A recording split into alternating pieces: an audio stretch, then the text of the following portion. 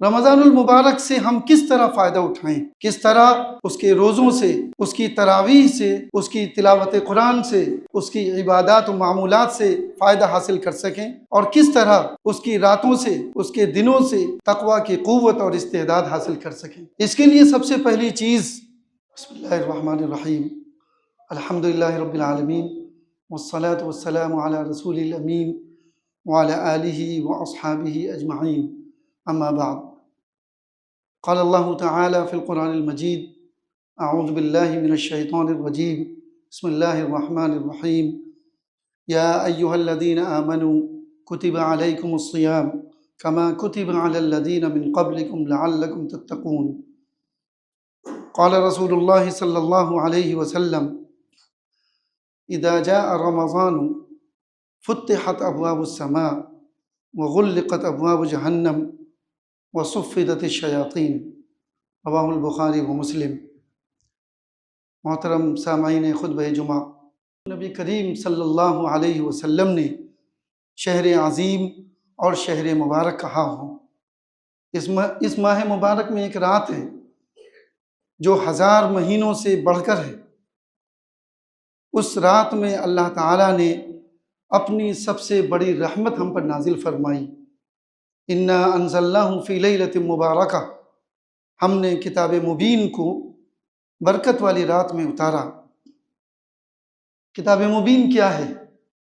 رحمت من ربک، تمہارے رب کی طرف سے رحمت ہی رحمت ہے۔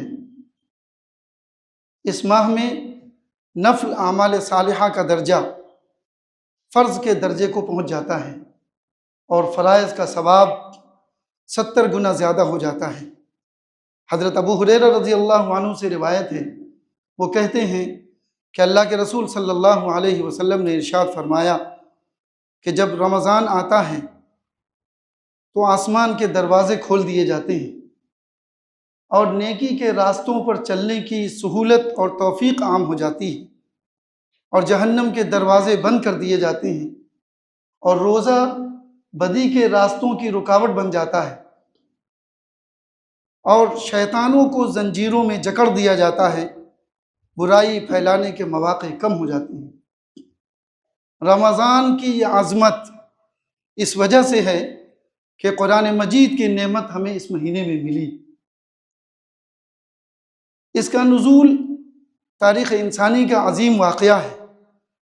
اللہ تبارک و تعالیٰ کی اس دنیا میں سب سے بڑی رحمت کا ظہور ہے، اسی لیے اس نے فرمایا الرحمن علم القرآن، وہ بے انتہا رحم فرمانے والا ہے جس نے قرآن مجید کی تعلیم دی۔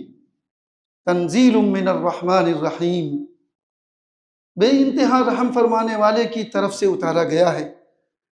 انسان کے لیے عدل و قسط کی کوئی میزان ہے تو یہی قرآن ہے، روشنی ہے تو یہی ہے، نسخہ شفا ہے تو یہی ہے۔ رمضان المبارک سے ہم کس طرح فائدہ اٹھائیں، کس طرح اس کے روزوں سے، اس کی تراویح سے، اس کی تلاوت قرآن سے، اس کی عبادات و معمولات سے فائدہ حاصل کر سکیں، اور کس طرح اس کی راتوں سے، اس کے دنوں سے تقوی کی قوت اور استعداد حاصل کر سکیں۔ اس کے لیے سب سے پہلی چیز صحیح نیت اور پکا ارادہ ہے۔ نیت شعور و احساس پیدا کرتی ہے۔ اگر اعمال میں صحیح نیت کی روح ہو تو وہ اعمال کو پر اثر اور نتیجہ خیز بنا دیتی ہے۔ اسی بات کو نبی کریم صلی اللہ علیہ وسلم نے فرمایا ہے کہ اعمال کی صحت اور وزن کا انحصار نیت پر ہوتا ہے۔ انما الاعمال بالنیات، ہر انسان کے لیے اصل حاصل وہی ہے جس کی وہ نیت کرے۔ دوسرا کام جو رمضان کے مہینے میں کرنے کا ہے وہ ہے قرآن مجید کی تلاوت و سماعت اور علم و فہم کے حصول کا اہتمام ہے۔ اس مہینے کا اصل حاصل ہی یہی ہے کہ قرآن مجید کا سننا اور پڑھنا، قرآن مجید کا سیکھنا اور اس پر عمل کی استعداد پیدا کرنا ہے۔ رمضان کے مہینے میں ہمیں جس چیز کا اہتمام زیادہ کرنا چاہیے وہ یہ ہے کہ زیادہ سے زیادہ وقت قرآن مجید کی صحبت و معیت میں بسر کریں۔ یہ وقت اس طرح بسر کریں کہ ایک طرف یہ معلوم ہو کہ اللہ تعالیٰ نے آپ سے کیا کہا ہے، دوسری طرف آپ کا دل اور آپ کی سوچ قرآن کو جذب کر لے اور اپنے اندر اس کے مطابق عمل کے لیے آمادگی پیدا ہو۔ تیسری چیز جو کرنے کی ہے وہ ہے اللہ تعالیٰ کی نافرمانی سے بچنے کی خصوصی کوشش ہے۔ روزے کا مقصد تقوی پیدا کرنا ہے، اور رمضان المبارک کا مہینہ تقوی کی افزائش کا موسم بہار ہے۔ اس لیے اس مہینے میں اللہ تعالیٰ کی نافرمانی سے بچنے کی خصوصی کوشش کرنا ضروری ہے۔ وہ آدمی بڑا ہی بدقسمت ہوگا جو بڑے اہتمام سے روزے رکھے، نمازیں پڑھے، صدقے کرے، قرآن پڑھے، اور پھر قیامت کے دن اللہ کے حضور اس حال میں حاضر ہو کہ اس کی گردن پر لوگوں کی طرف سے دعووں کا ایک انبار ہو۔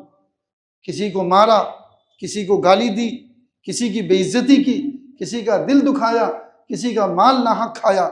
نبی کریم صلی اللہ علیہ وسلم نے فرمایا ہے کہ میری امت میں اصل مفلس ایسا ہی شخص ہے، اس کی تمام نیکیاں دعوے داروں کو دے دی جائیں گی، اور پھر بھی دعوے ختم نہ ہوئے تو دعوے داروں کے گناہ اس کے سر پر ڈالے جائیں گے اور اس کو سر کے بل جہنم میں پھینک دیا جائے گا۔ چوتھا کام، ہر طرح کی نیکی کی طرف خصوصی توجہ ہے۔ نیکی کی یہ جستجو عبادات سے لے کر انسانی تعلقات کے دائرے تک کرنا چاہیے، کیونکہ فرائض و نوافل صرف نماز میں نہیں بلکہ زندگی کے ہر دائرے میں ہوتے ہیں۔ اس لیے ہمیں سوچنا چاہیے کہ رمضان کا مبارک مہینہ ہم اس سے صحیح فائدہ اٹھا سکیں۔ جب بندہ دوڑ دوڑ کر اللہ کی خوشنودی حاصل کرنے کے لیے کام کرتا ہے اور کوشش کرتا ہے کہ کوئی موقع ہاتھ سے جانے نہ پائے، تو پھر اس کے بارے میں یہ حدیث قدسی صادق آتی ہے جس میں اللہ تعالیٰ نے فرمایا ہے کہ میں اس سے محبت کرنے لگتا ہوں، اس کا کان بن جاتا ہوں جس سے وہ سنتا ہے، اس کی آنکھ بن جاتا ہوں جس سے وہ دیکھتا ہے، اس کا پاؤں بن جاتا ہوں جس سے وہ چلتا ہے۔ پانچویں چیز قیام لیل ہے۔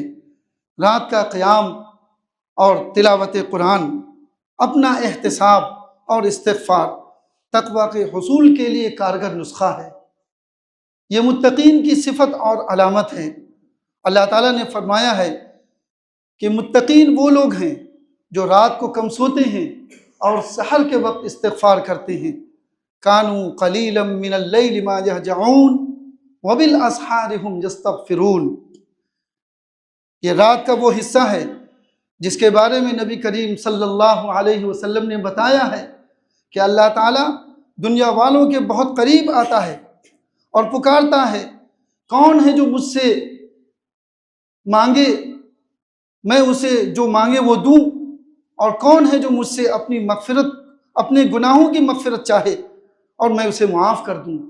ایک روایت میں تو دل کو تڑپا دینے والی یہ الفاظ ہیں کہ رات کی اس گھڑی میں اللہ تعالیٰ اپنا ہاتھ پھیلا دیتا ہے اور کہتا ہے، کون ہے جو ایسی ذات کو قرض دے جو نہ فقیر ہے نہ ظالم، اور صبح تک یہی کہتا رہتا ہے۔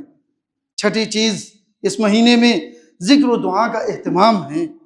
ذکر اور دعا پوری زندگی میں ہر وقت ضروری ہے۔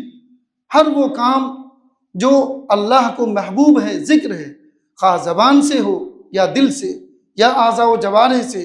رمضان المبارک میں زبان سے ذکر یعنی کلمات ذکر کا ورد اور دعا کا اہتمام بہت ضروری ہے۔ اس سے غفلت دور ہوتی ہے اور توجہ رمضان کی خیر و برکت کے حصول پر ہوتی ہے۔ کلمات ذکر میں سبحان اللہ، الحمدللہ، لا الہ الا اللہ، اللہ اکبر، سبحان اللہ وبحمدہ، سبحان اللہ العظیم، استغفر اللہ الذی لا الہ الا هو الحی القیوم واتوب الیہ، لا حول ولا قوة الا باللہ جیسے کلمات کا ورد کثرت سے کرنا چاہیے تاکہ زبان اللہ کی یاد سے تر رہے۔ ساتویں چیز شب قدر کا اہتمام ہے۔ یہ وہ مبارک رات ہے جس میں قرآن مجید نازل ہوا۔ یہ رات اپنی قدر و قیمت کے لحاظ سے ہزار مہینوں اور ہزاروں سالوں سے بہتر ہے۔ جو اس رات کو قیام کرے اس کے سارے گناہوں کی مغفرت کی بشارت دی گئی ہے۔ جو اس رات کے خیر سے محروم رہ گیا وہ اس سے بڑی بدقسمتی کوئی نہیں ہو سکتی۔ ہر رات کی طرح اس رات میں بھی وہ گھڑی ہے جس میں دعائیں قبول کی جاتی ہیں اور دین و دنیا کے لیے جو بھلائی مانگی جائے وہ عطا کی جاتی ہے۔ نبی کریم صلی اللہ علیہ وسلم نے اس رات کی ایک خاص دعا بتائی ہے، اللہم انک عفو تحب العفو فاعف عنی۔ میرے اللہ تو بہت معاف کرنے والا ہے، تو معاف کرنے کو محبوب رکھتا ہے، بس تو مجھے معاف کر دے۔ رمضان المبارک کے آخری عشرے میں اعتکاف کا اہتمام بڑی عبادت ہے۔ نبی کریم صلی اللہ علیہ وسلم ہمیشہ اعتکاف کیا کرتے تھے۔ آپ صلی اللہ علیہ وسلم نے اس کی بڑی تاکید فرمائی ہے۔ حضرت عائشہ رضی اللہ عنہ کہتی ہیں کہ جب رمضان کا آخری عشرہ آتا تو آپ صلی اللہ علیہ وسلم اپنی کمر کس لیتے، راتوں کو جاگتے، اپنے گھر والوں کو جگاتے اور اتنی محنت کرتے جتنی محنت کسی اور عشرے میں نہ کرتے۔ آٹھویں چیز اللہ کی راہ میں فیاضی سے خرچ کرنا ہے۔ نماز کے بعد سب سے بڑی اہم عبادت اللہ کی راہ میں خرچ کرنا ہے۔ نبی کریم صلی اللہ علیہ وسلم ماہ رمضان میں تیز چلنے والی آندھی کی طرح فیاض ہو جایا کرتے تھے، سخی ہو جایا کرتے تھے۔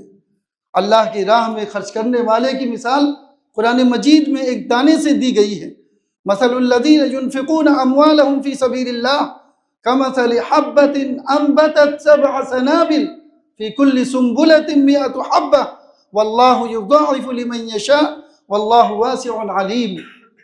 اللہ کی راہ میں خرچ کرنے والے کی مثال جیسے کہ ایک دانہ ہے، اس دانے سے 7 بالیاں نکلیں اور ہر بالی میں 100 دانے ہوں۔ اس طرح اللہ تبارک و تعالیٰ جس کے لیے چاہتا ہے کئی گنا بڑھا دیتا ہے۔ 9ویں چیز رمضان کے مہینے میں انسان کی مدد اور خدمت کرنا ہے۔ رمضان المبارک کا مہینہ غمخواری کا مہینہ ہے۔ نبی کریم صلی اللہ علیہ وسلم نے اس ماہ مبارک کو شہر المواسات کہا ہے۔ اللہ کے نبی صلی اللہ علیہ وسلم نے اس مہینے میں روزے دار کو افطار کرانے کی بڑی ترغیب دی ہے۔ فرمایا جو شخص اس مہینے میں کسی روزے دار کو افطار کرائے اس کے لیے گناہوں کی مغفرت اور دوزخ کی آگ سے رہائی ہے، اور اس کو اتنا ہی ثواب ملے گا جتنا کہ روزے دار کو، اور اس سے روزے دار کے ثواب میں کوئی کمی نہیں آئے گی۔ ہمیں اللہ تبارک و تعالیٰ سے دعا کرنا چاہیے کہ اللہ تعالیٰ ہمیں رمضان المبارک سے بھرپور فائدہ اٹھانے کی توفیق عطا فرمائے۔ اللہ تعالیٰ آنے والا رمضان ہمارے لیے تبدیلی کا ذریعہ بنائے۔ اللہ تعالیٰ رمضان کے دنوں اور اس کی راتوں اور اس کی ساعتوں کے ایک لمحے کو غنیمت جاننے کی توفیق عطا فرمائے۔ اللہ تعالیٰ اس کے اوقات میں ہمارے اوقات کس طرح سے مفید بن سکیں اس کو مفید بنانے میں ہمارے اوقات خرچ ہوں۔ اللہ تبارک و تعالی ہمیں اس کی توفیق عطا فرمائے۔ بارک اللہ لنا ولکم فی القرآن العظیم ونفعنا وإیاکم بالآیات والذکر الحکیم، انہ تعالی جواد کریم ملک بر رؤوف الرحیم۔